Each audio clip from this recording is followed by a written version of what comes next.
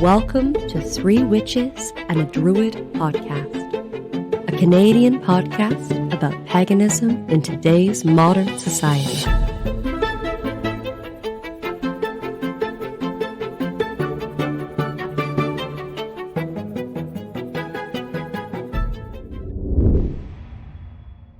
And now, Three Witches and a Druid podcast present Shenka.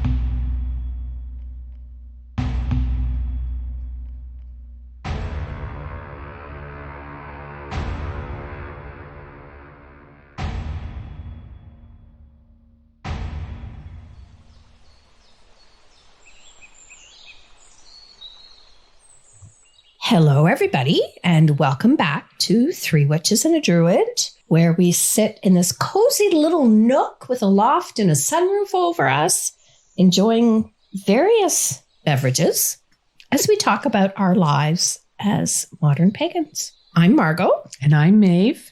Gwen. And I'm Brian. So we're going to do a little series of episodes, and what we're going to discuss are the 9 Druidic Virtues. So in Druidry, in ADF Druidry specifically, we have these virtues, and these are our actions. These are our rules that we live by. And to us, these are what makes our path orthopraxy versus orthodoxy. We don't just believe these are what we live by.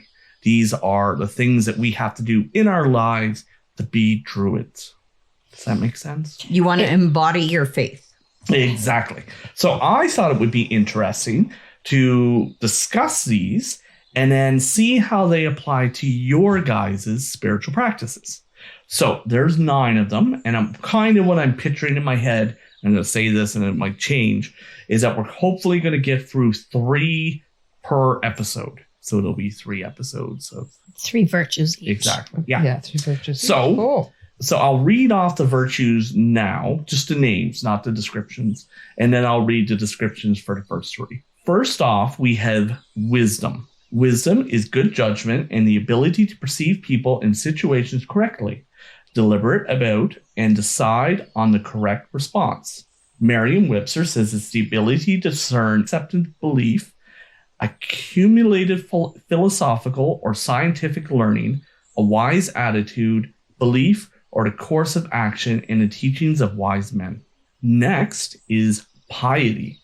Correct observance of ritual and social traditions, the maintenance of agreements we humans have with the gods and spirits, keeping the old ways, through ceremony and duty. Merriam-Webster defines piety as the quality or state of being pious, such as fidelity to natural obligations, or dutifulness in religion, an act inspired by piety, or a conventional belief or standard. And for the last one of this episode is vision, the ability to broaden one's perspective to have a greater understanding of our place, role in the cosmos, relating to the past, present, and future. Merriam-Webster defines vision as the act or power of seeing something seen in a dream, trance, or ecstasy, especially a supernatural appearance that conveys revelation, a thought, concept, or object formed by the imagination, a manifestation to the senses of something immaterial,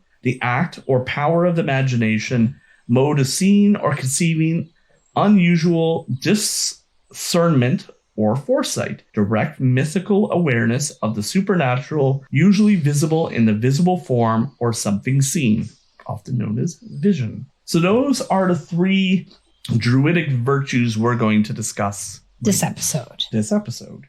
We'll start off with wisdom. Of course, my favorite description of wisdom is knowing that a tomato is a fruit, but you don't put a tomato in a fruit salad. I've always liked that. That is very good. A tomato is a fruit, but you don't put a tomato in a fruit salad. Tomato is a fruit is knowledge. Yeah. Wisdom is not putting it in the fruit salad. Sorry. Yes, that's the proper quote. Yeah. Very good. So wisdom is about acting on knowledge or deriving meaning from knowledge. Yes. And I think right now, I would say politically, there's all sorts of stuff going on within Canada, and they're saying things like intelligence is not actionable stuff. So yeah, so the wisdom is knowing which to value and which not to value, maybe? Yeah, well, to me, it's the idea like we can do all the science we need and want, but what do we do with that information afterwards? That's the what, the wisdom aspect. Wisdom, like just because you can do something doesn't mean you should. Doesn't mean you should. You know, like there's, nuclear bombs out there. We shouldn't be dropping them all over the place. Yeah. Or, that kind of idea. On a very global sort of a thought. Let's not do that. Right.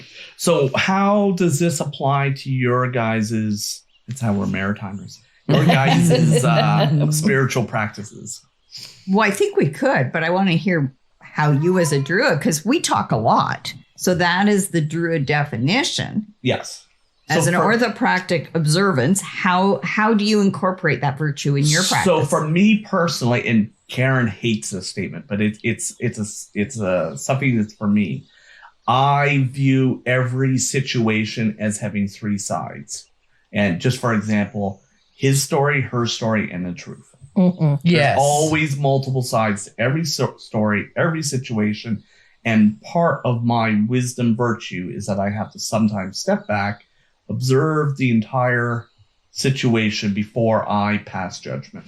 You have to have critical thinking. Exactly. And wisdom on it. Right. And a lot of people may interpret that as I strongly believe in believing the victim. You have to listen. You have to hear what they have to say.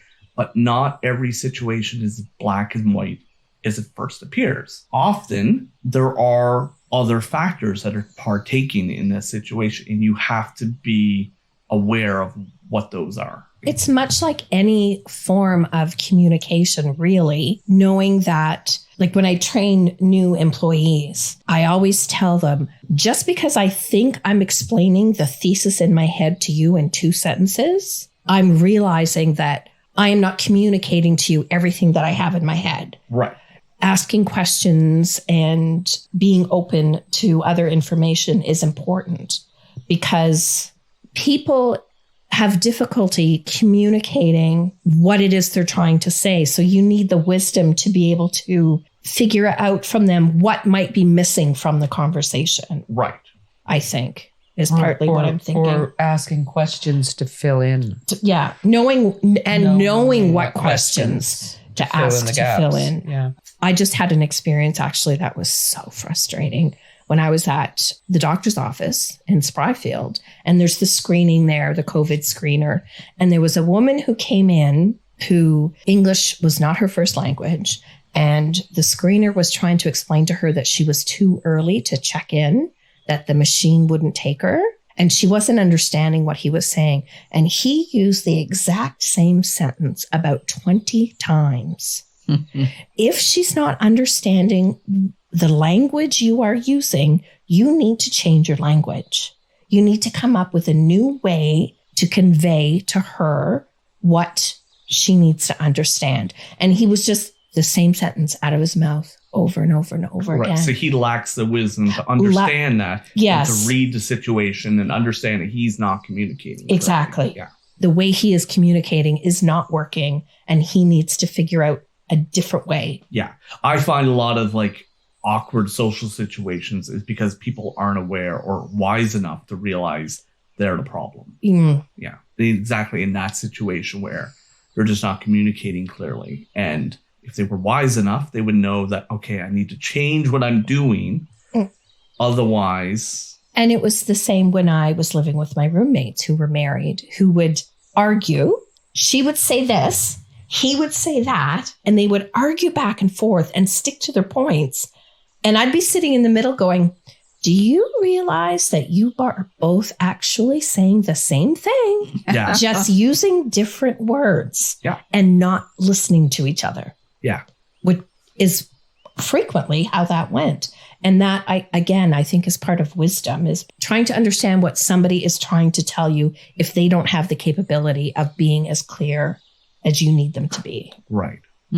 Agreed. For me, wisdom is a tough one. And I'm aware of the virtues.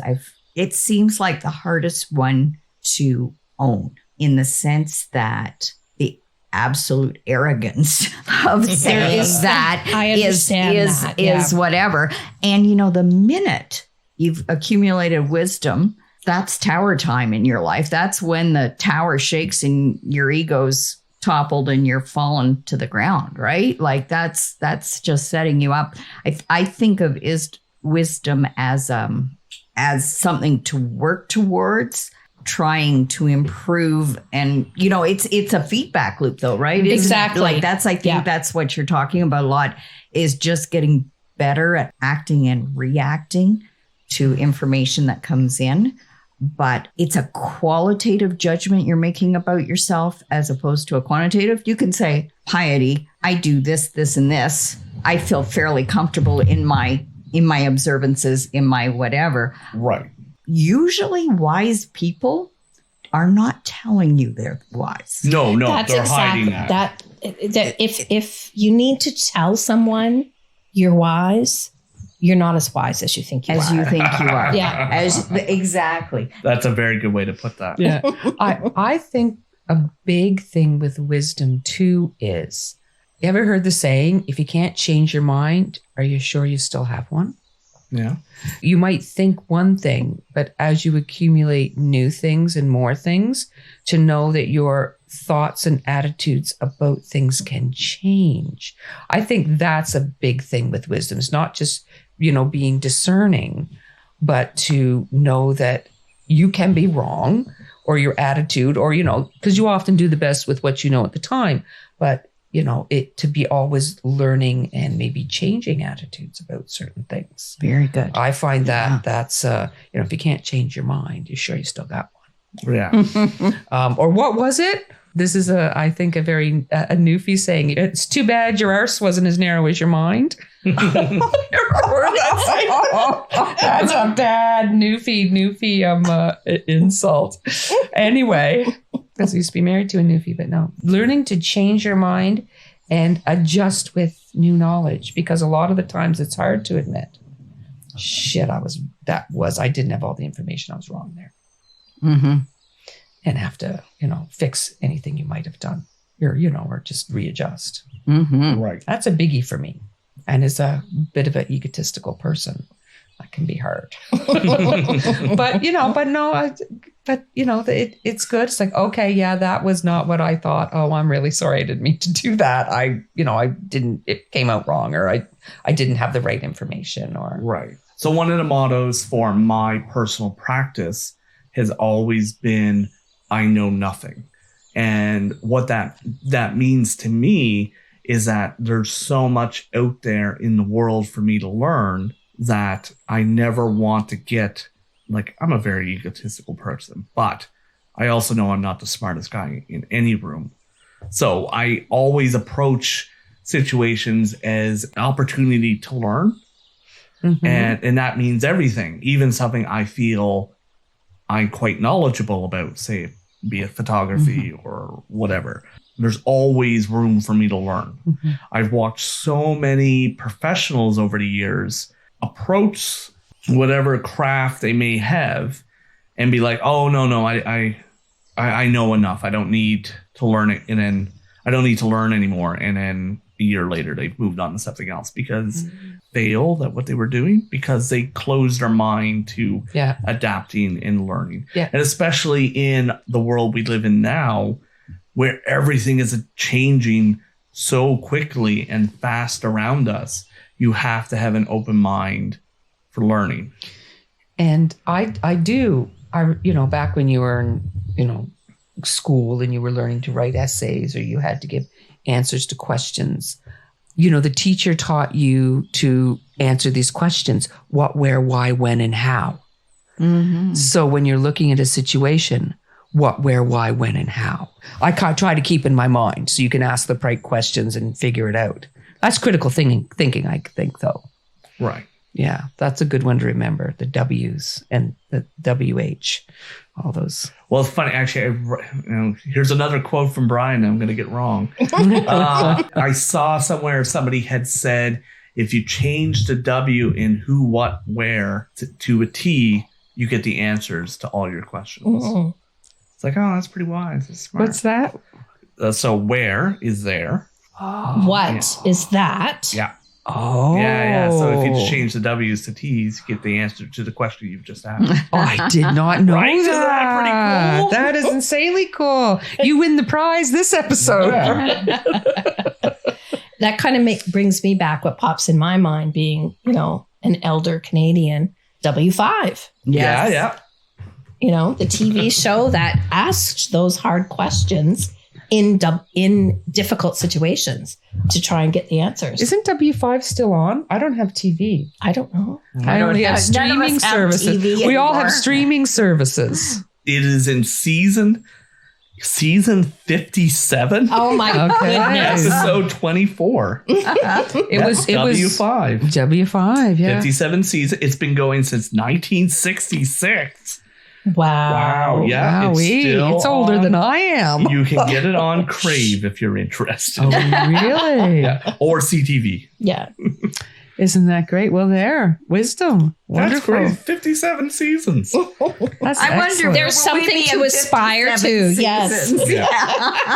As we're on season 3. Yeah. So what's the next virtue? All right. The next one is piety. This one should be relatively easy.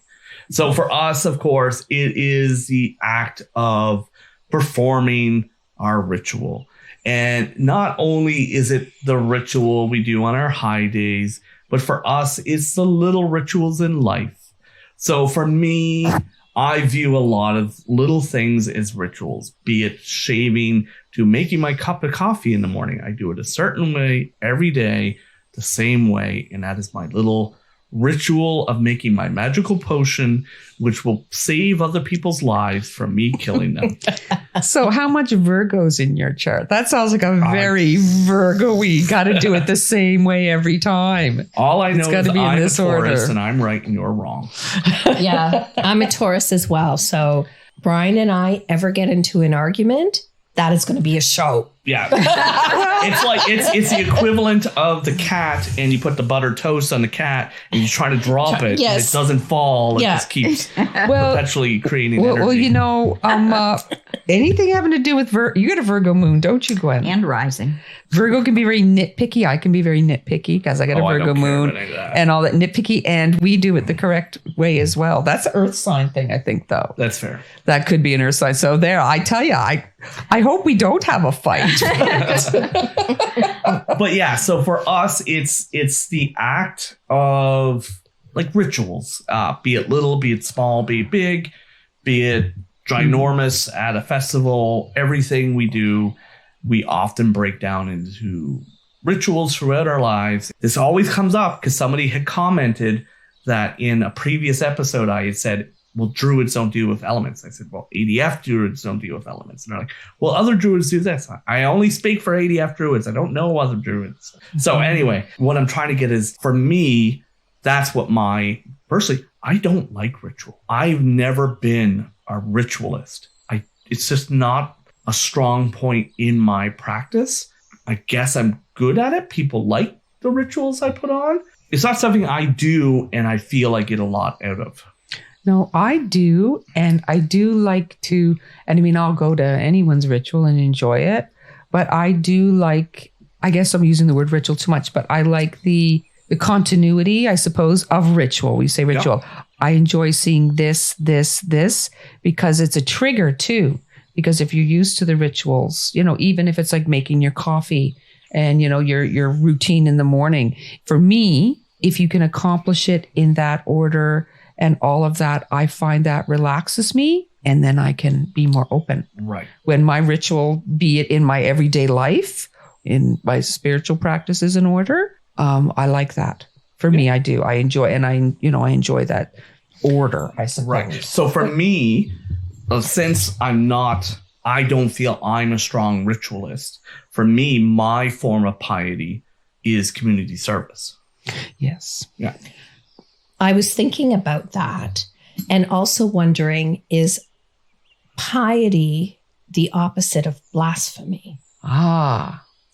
Because I feel my piety that I hope comes naturally to me. This is what I want to do. This is my choice. I'm not doing it because it is prescribed in my practice. You know, in order to be a good pagan, you must do these things. These are the things I want to do. Again, community service is one of the things that came to mind for that, you know, even us doing this is, I feel, a form of community service that I'm able to contribute. You know, shy Margot, who can't walk into a room of strangers and start a conversation with anybody.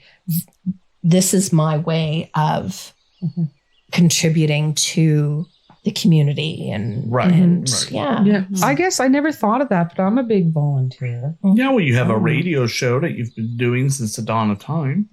There's that, and almost as long as W5. Yes, W5, and I volunteer in my community a lot. Actually, yes. I've been I do you know two sessions a week in our public library, tutoring newcomers for free. And we convinced you to do opening, closing rituals at new festivals. Yes, and also like adult literacy. That worked, by the way. Shaming for the win. Well, it wasn't shaming. It was spite a little bit for the win. That's another story altogether. Because I do have a little bit of spite in me. But no, you're right. And don't let me speak at a turn. You're a big ritualist. You do a lot of ritual. I do, and I enjoy it very, very much. Yeah. Not that I don't mind my quiet little meditation at home too. No. And I won't lie. And as a bit of a show off, I really do enjoy it. Good. Some people you're not a show. No, I don't know. You can be a little bit of a show off too. In ritual, I can. Yeah. I when it's a public ritual, I do enjoy the theatrics Yeah. because that helps bring everybody into the space. Yes. So on the topic of piety and community service, we have the queen of community service over here. Yes. Mm-hmm. Well, yeah, I find that if piety is observance or ritual or connection and honoring deity, it's easier for me to do that through community service. Right. What's the list of things you do? Oh my goodness. I try and help out wherever. I try and help out wherever. So Okay, so she's not going to do it. So you volunteer at how many different prisons? well, I do get paid for that as well. But yes, I'm not doing it. I did start out as a volunteer, and Yes. Maeve gave me a push when I had no guts and pushed me into it. So I credit her for that. And where did you just drive from? And I just drove from a prison in another province. Exactly. Multiple hours away. to come and do this. Multiple hours, yeah. 5-hour round trip to go chat with some people. Yeah. And I'm really committed to furthering pagan acceptance and integration into the greater community. So, making things, working with government and those sorts of things to make Right. things available. And my personal thing is I would love, once that's set up, to have somebody else pick up some more of those lead roles. And mine is spiritual care. Yeah. My concern or my way of thinking that possibly I can serve deity is through caring for people in hard circumstances, whether they're in prison or whether they're in a senior's home or the hospital or going through some sort of life crisis. That's where I want to spend my energy going forward. Right. Yeah. And one thing I would add to our listeners is just because you don't do all these big community volunteer things doesn't mean no. that doesn't mean you have to do it. These are things we do.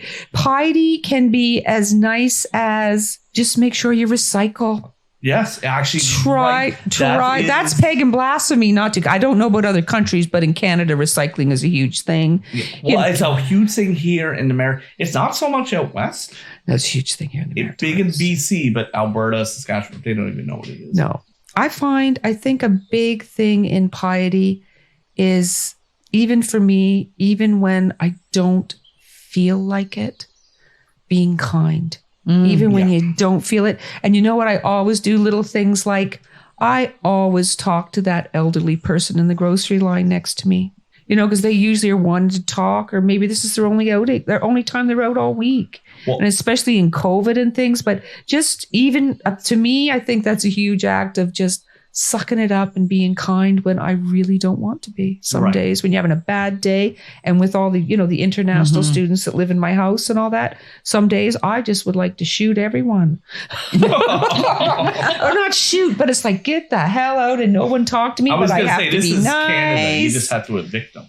Yeah, it's just no, I say that, that was metaphorical, of course. But, when you just don't want to talk, or you don't want to be supportive, or they've got a problem, or you have to do their laundry, or you're making the supper, when you really just want to, eat a peanut butter sandwich in your bedroom. And if I'm really desperate, I'll eat a peanut butter sandwich if it's the right peanut butter, because I'm not into peanut butter that much. But try to be kind. That's the biggie to me. Big part of piety is just being kind. Well, I have to say, I was going to say, that mostly depends on what deity you're following. If you're following a jerk deity, then maybe your piety is being a jerk. Well, I suppose I never thought of it. But I mean, there's plenty of deities that are truly scary that you don't have to be a jerk like they might be. They could just give you the strength to move on in your life. Yeah. I'm in a Medusa thing right now, and she can be pretty smite your enemies kind of, but I'm just using that. Part of that energy is appealing to me right now. But yeah, you made a good point. Is piety does not need to be grandiose. Oh God, no. Until you brought it up, like I wasn't even going there in my head as we were thinking about piety. And I was thinking my observances for connection to divinity or would be small personal rituals and things like with the goal of re-enchanting my relationship with the world, with the immanent deity that exists for all of us, being in my garden, plant, all of those sorts of things. I am trying to bring a sacred consciousness to more mundane acts, Right. for my own narrow growth or whatever. Does that make sense? Putting out a bird feeder in winter. Yeah. Kind of idea. That can really help. I find that feeding birds in winter can really help me keep me connected to, when you're feeling dreary for for us here in Canada, where winter mind you, this winter wasn't bad, but winter can be a challenge sometimes when it's like, what the heck? And the earth seems dead and asleep and quiet, but those birds come and it's like, oh, okay. Yeah. So This like is at the end of our rituals, one of our last quotes is, we do today as our ancestors did yesterday, so our children can do tomorrow. And that's really beautiful. That's really good. Piety for us is so that we can continue on doing what we do and believing what we do believe for future generations. To me, that's the end result of my piety, I guess. That's really nice. That's really nice. I think we need to move to the next virtue after that. Yeah. Nobody can say anything before it after gets that. too dark that we can't see each other. I was going to turn on the light, but I'll do it in the next I'm episode. kind of enjoying this because it's still light enough outside. because we're talking about what's inside our heads. And we don't need light. We don't need physical light to access that. So actually what you were kind of saying sort of bleeds into the last one for this episode of vision. So this one's a little bit more broad. The ability to broaden one's perspective, to have a greater understanding of our place and role in the cosmos, relating to the past, present, and future. So for me, vision is the ability to understand that in the entire galaxy, I am but a mere tiny speck of dust. But understanding that the domino effect works and that my little tiny speck of dust can bump into other specks of dust and have an effect. Mm-hmm. I get that. I do frequently feel, sometimes positively, sometimes negatively, that I am supremely insignificant in our universe. Sometimes I can look at that in a positive way and think, like you say, connecting all with all the virtues and with kindness, that any small, tiny act of kindness that I can do towards somebody may then ripple and help them and move forward. But sometimes very negatively, I do have that feeling of, I'm nothing, I'm insignificant, I'm not important in the grand scheme of things. And that is actually one of the reasons I'm a vegetarian. I do not believe I am any more important than any other animal on the earth. I do not believe that they should give up their lives for me, because what am I? I'm nothing. Right. That's one of the more in-depth reasons that I'm a vegetarian. But yeah, I do. No, that's a good reason. Yeah. Mm-hmm. Mm-hmm. I find, and I have struggled with the insignificant thing. Yeah. That bothers me a great deal and leaves me very unmoored.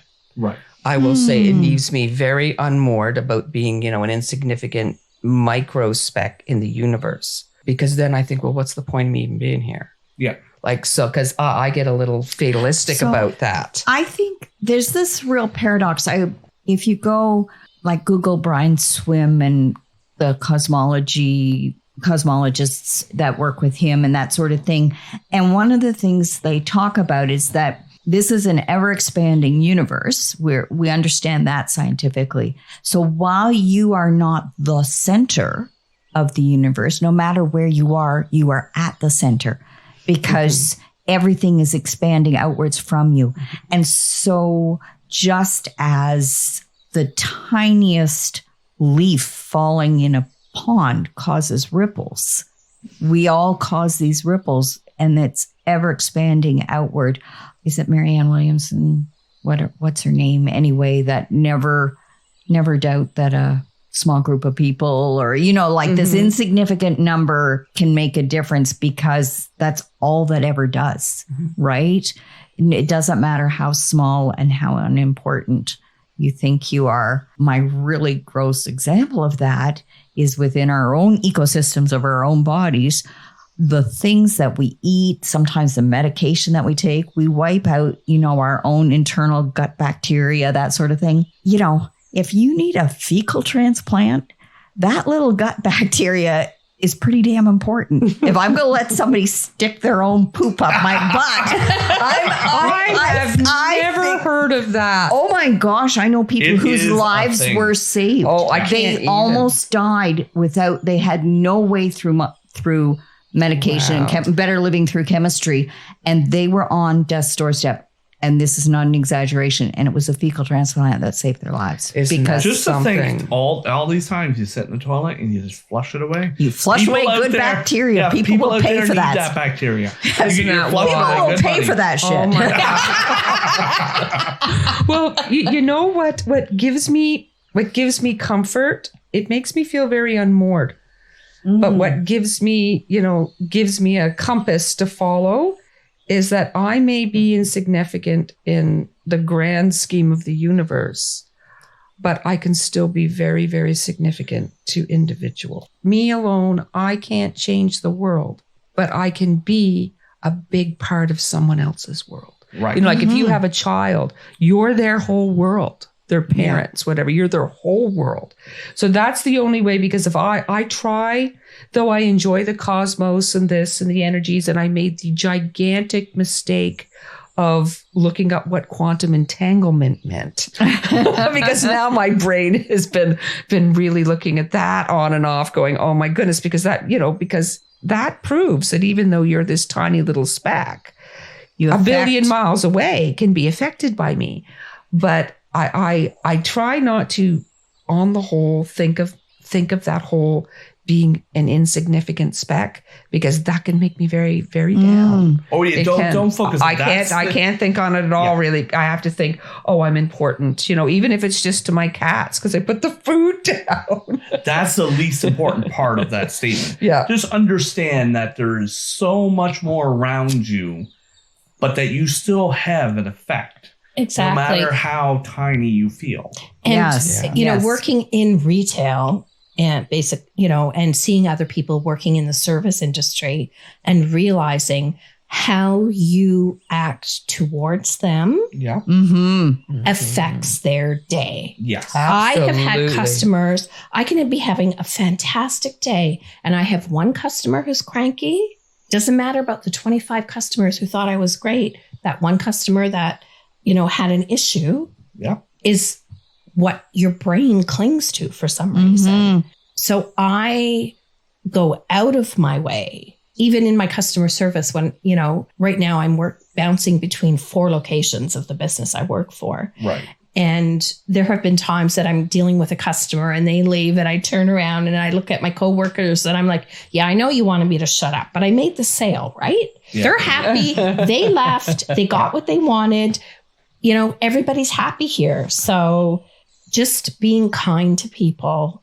And if somebody does come in a bad mood, what can I do to help improve their day? Right. So right now we're very focused on the now. Yes. But vision also includes your effect on the future and your past. So for me, being a father of a 7-year-old, I understand that like being that tiny speck of dust, I have a massive effect on how he is brought up and how that's going to affect his generation, and then the generation after that, and the generation. And so that there's a lot of conversation in society and pop culture about generational trauma. And so that's obviously not something we as 4 white individuals have, I don't know about you, but having spoken to other friends who have come from broken homes, I realized I had it pretty good. Like, my parents were stable. They probably should have gotten divorced, but they didn't. And they were good parents, and they worked hard, and there was food on the table, and we were often poor and lived in community housing, but there was no excessive drinking. There was no excessive drug use. And so I, as the next speck of dust on the family timeline, I'm not negatively affected. And of course, that's the goal for my child, for his generation, for him to grow up and be like, my parents were good. So I'm going to be able to pass those virtues on to my children, etc., etc., etc. Which again is one of the reasons why I don't have children. Because I know all of my vision at this point is for my, and has been since I was very young, has been survival. Yeah.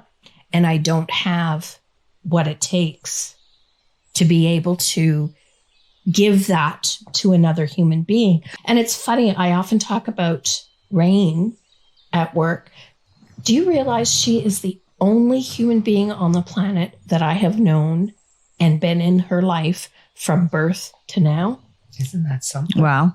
There's no Is other. your brother older than you? My brother's older than me. He has children, but they were like, I saw them maybe once every 2 years. Oh, I see. Kind of thing. So I wasn't as involved and wasn't a witness to this human being through their whole life. And then again, I often think about your children, Gwen, and how they are and always have been peers within the community. Yeah. They've always You didn't meet them till they were old. We didn't meet them. Well, till they were older. and they were teenagers. Yeah. But they were not viewed as needed to be sheltered or protected. like they were fully integrated members of the community. You know what? I do find that, and I have had more than one person say to me, you always take your kid to too many things. Now, mind you, when I would go to festival, that was mommy's time away. But just pagans on the whole take their kids to more things. Oh, yeah. I think we drag them along to more, just even if it's just an evening of people getting together. Well, there's going to be a place someone will set up for the kids in the other side of the room or in another room. And that's very much in the Druid group. Oh, yeah. It's very kids to are everything. always welcome to participate in ritual. They mostly don't. They're 7, 8, 9, 12-year-olds, boys who often just go beat each other up on the other side of the dirt hill while we're doing ritual.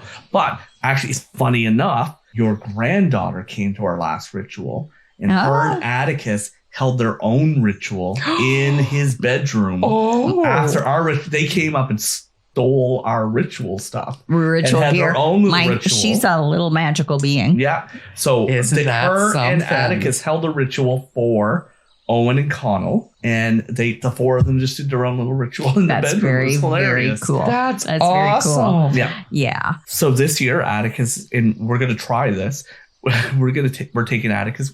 Atticus has been to every festival we've been to, minus the one last year because mommy and daddy needed some time away. But he's going to come this year, and we're just going to stick an air tag in his pants. Yeah, and we're like, go away. If we need you, we'll push the button, and it'll ring, and you come back to us. Well, you know what? I was, and I mean, Rain went to pagan things. Yep. But it was like until she can set up her own tent and cook her own meals and be responsible for herself, I am not taking her. And oftentimes I was part of the executive and had a lot. You had a lot of responsibility. I had a lot to do, and I couldn't, whatever. But once she got about 14, I took her. We took Atticus, I think, when he was a baby. I do remember him being there when he was a baby. He was just less than a year old. He was in the snuggly. But that was more of Karen wanted to go, and yeah, she didn't want to leave him behind. Well, and he was probably still snacking. Oh yeah. On her, so she couldn't be gone from him for too long. That's a good point. This is not quite so philosophical vision wise, but when I think about vision, I think in the way of craft like or tools, maybe this is where divination comes in. This is where you use divination to give you feedback on the bigger picture that you may not be able to see. So that is definitely in the Merriam-Webster definition. It's not a part of our own Druidry definition, but it's definitely part of it. You use divination within your rituals, I notice. We do, but I am definitely not the right person. Divination is not something I personally know anything about whatsoever. My form of divination is staring into the fire, and that's pretty much it. This grove gifted me with a set of rituals so that I could take them into the prison and, mix them up with other ones, groups. And it's a little intimidating to have ritualized within a group. Okay, now we're going to draw a rune to see the feedback from the gods on whether they accept our ritual. And I can see the guy's eyes going like, dude, God hasn't always been my friend, And so we use the Own. There's 50% good and 50% bad. You're not always going to draw a good one. And there's also a blank. And so I'm gonna tell a little story. And we had Aldine draw the Own for like a year because she kept drawing the blank. And we're like, at the end of it, and we're like, you can't draw it anymore. She's like, really? And we're like, you keep drawing the same one and it's just blank. And she's like, but I was like, no, you can't draw it anymore. You're done. So Aldine is banned from drawing the Own.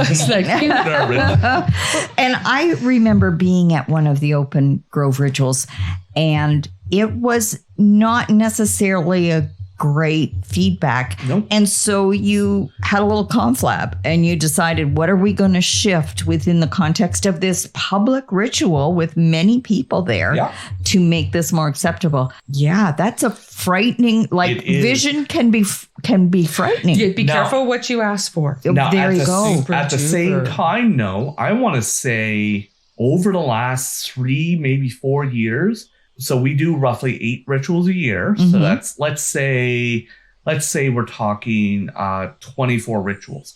I want to say we've drawn oak 18 to 19 times. What's the symbolism of the oak? Oak is strength, power. And what is the Gaelic word for oak? It's a base word for I was going to say I can't pronounce it. I know, but it's Druid. It's the same base word as Druid. So it's very cool that you draw the oak word, right? Yeah. Yeah, it's neat. Yeah. If it's 50-50, then statistically, if it's just chance, statistically, you should have 50-50. Yeah. But so if your feedback is predominantly the same positive. Yeah. And so when we do it in our Grove Druid ritual, this is not an ADF thing.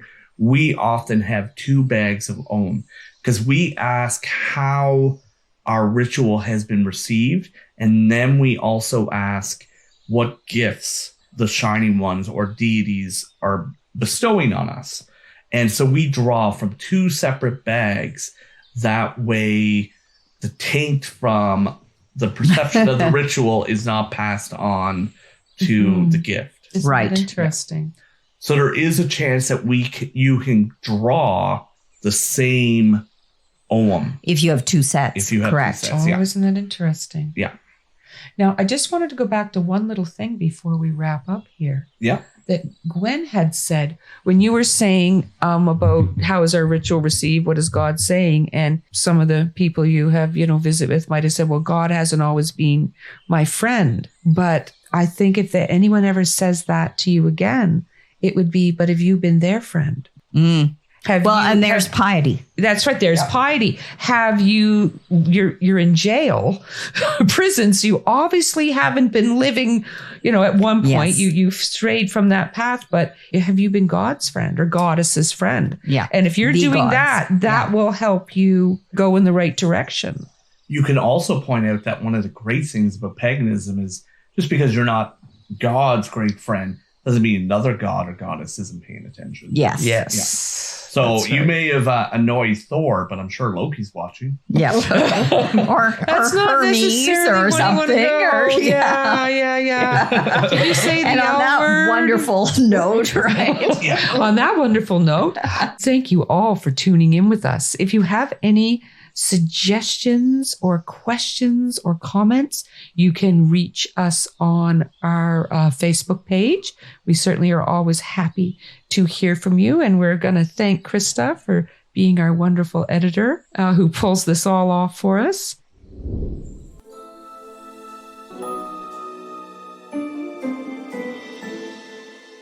Hello, beloved listeners and patrons of Three Witches and a Druid podcast.